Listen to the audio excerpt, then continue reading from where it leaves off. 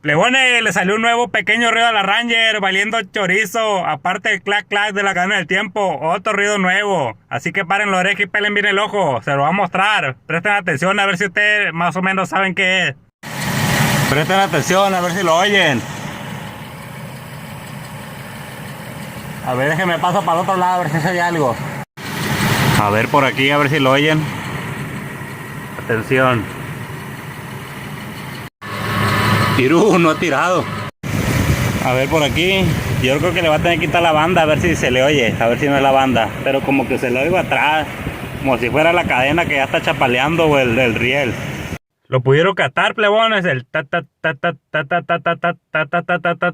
Ya no le tengo confianza a este carro, plebones. Con ese nuevo ruido, la neta, pues cualquier día de esto me van a ir dejando tirado. Mañana lo voy a checar bien a fondo porque no me da confianza. Se le oye así como el rielo de la cadena, ta, ta, ta, ta, ta, ta. A lo mejor un botador, no sé, pero ya no me está dando confianza. Y pues imagínense, está haciendo ruido, el Honda todavía no le arregló el tirador de aceite y lo que se apague ya no quiere prender. Me voy a quedar sin carro, voy a tener que andar en Uber para la chamba. ¡Ánimo! ¡Sas!